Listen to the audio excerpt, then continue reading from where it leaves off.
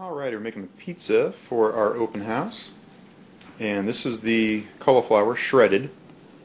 And it's been microwaved for 8 minutes. And it's a little moist, so we've got it in a towel, and we're going to wring that out to get the moisture out of it. And once it wrings out, it looks a little bit more like this. A little drier. Kind of clumpy right now. But we will be adding the eggs, the spices, and the veggie shreds to that to put this all together for some pizza crust for Tuesday night. Alright, since each batch of this is normally 3 cups of shredded cauliflower to 2 cups of veggie shreds, each of these bags is like 1 3/4 cups, which is close enough. We're doing a quad batch, so this started off as 12 cups of shredded cauliflower. And we've cooked it in the microwave for 8 minutes and then squeezed the water out. So for each batch we'll add 1 bag of cheese and a nice little variety here for good flavor. Plus our basil, oregano, garlic salt, and actual crushed garlic, plus the eggs to hold it all together. And if you want to just use egg whites or something like that, that's fine. But, you know, the yolks in this are going to be a small enough amount that actually, you know, the extra little bit of fat in there is going to be good for you. Alright, and here's the mix all mixed together. Kind of has the consistency of ricotta cheese a little bit, like you're going to make lasagna. And you can see all of the, it's almost a cheese crust with cauliflower in it at this point. We have the veggie shreds. There's, I think in the cheddar there's 1 gram of carb per serving, and in the mozzarella and the other one, and the Parmesan, there's like 0 grams of carb per serving. Low calorie, low fat, good stuff all the way around. Tune back in tomorrow and we will be putting this all together and baking it. Alright, I'm going to go ahead and bake a couple of these right now because otherwise we're going to be here all night tomorrow doing it. So basically I've already got parchment paper, got it sprayed down with Pam, and just give it a couple of scoops of the cauliflower soy cheese mixture here. And this pizza crust is for me, not for everybody else, so I'm not wearing gloves for this one. But basically start spreading it out. And you want it to be good and thin.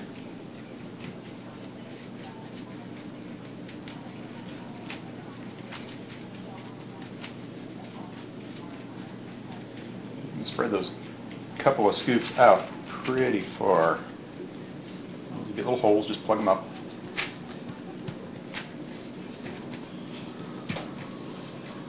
Squeeze it down about as thin as you can get it. It'll be a little bit moist because it has the egg in it, even though we squeezed all the water out. Gonna make it look like a pizza.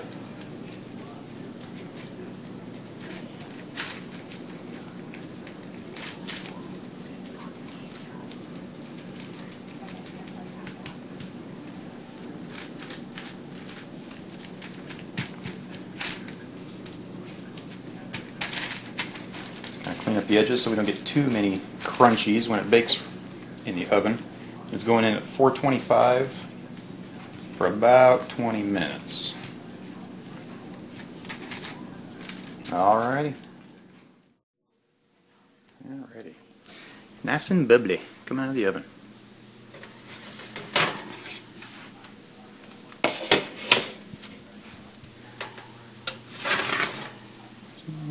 More color on that one. It goes back in for a minute or so. See, all the cheese is all bubbled up, it's a little crunchy around the edges, and basically we'll let that sit for a while, and so it kind of sets up a bit. And actually letting them cool down, putting them in a big giant Ziploc bag, and then using them tomorrow, keeping them in the fridge, actually seems to work pretty well. And you put them back in the oven if you put them in the fridge overnight at like 400 for like 5 minutes, and it just gets them warm and bubbly again. Then you can put your stuff on them and make them. And they are good to go. Alrighty, we reheated the crust from yesterday. Jody likes the Walden Farms tomato basil on her side, so we'll use a little bit of that.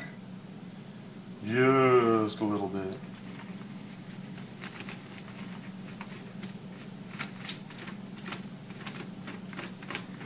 She's not a big sauce fan.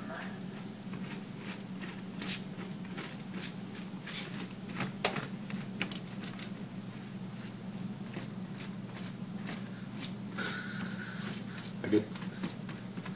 Yeah. Need more? Fine? We've got homemade sausage. We got some lean ground pork, and then spiced it up to be kind of a basic American breakfast sausage. We've got an Italian one that we make too. Again, just made out of lean pork, so I mean it's another lean meat. It's perfectly legit. There's no sugar in it.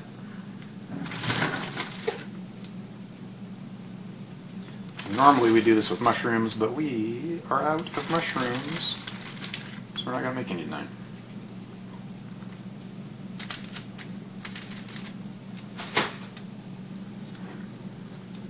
And I like to just take a can of fire roasted diced tomatoes and drain them. Into the can of tomatoes I'll add,